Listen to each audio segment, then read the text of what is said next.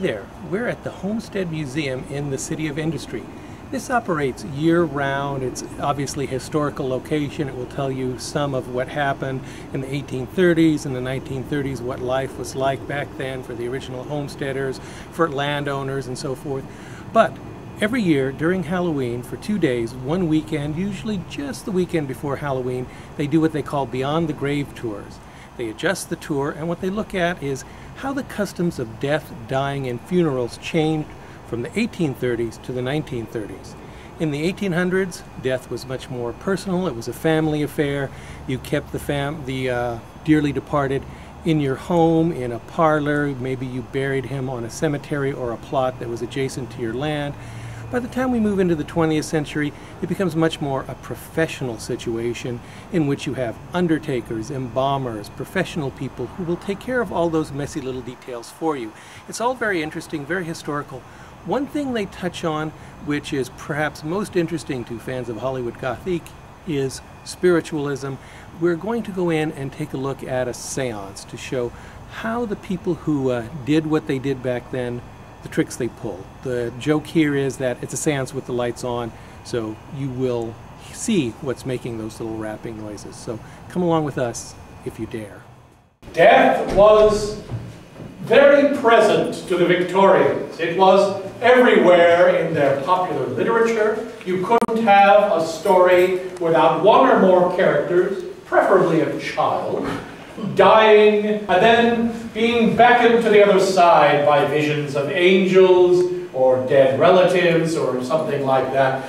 This was a golden age of spiritualism. There was parlor spiritualism where people would they'd buy a book, or they would hire a medium, a spiritualist, and they were very widespread. There were constant movements to debunk them, to show them for frauds, and they had some rather notorious scams that they would constantly use, and yet they thrived. So let me call for Madame Ludmilla. Good evening. We are here to call forth the spirit. The spirits tell me that this lady here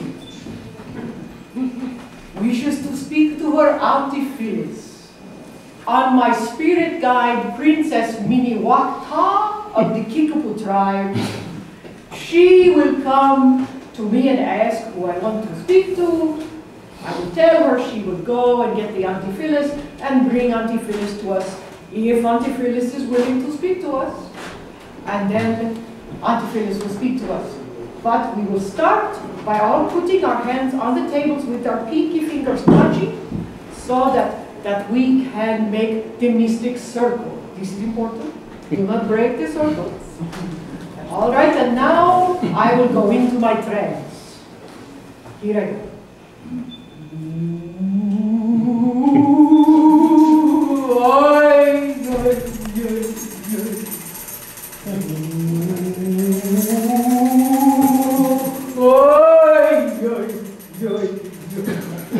Princess Miniwakta, I can feel your presence.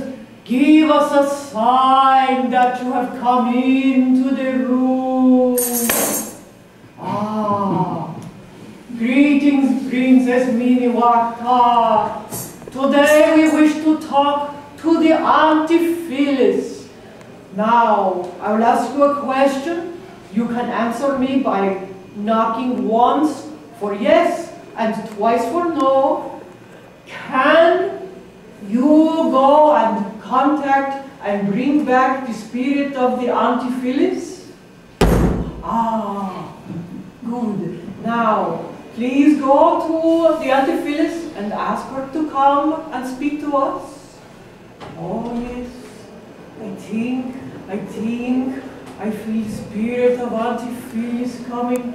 Auntie Phyllis, if you are there, give us a sign. Welcome, Auntie Phyllis. Your family is very concerned for you. They want to know if you are at peace in the spirit world, you can let us know. Wait. Auntie Phyllis has a message for you. Get a job, you deadbeat. And thank you, ladies and gentlemen.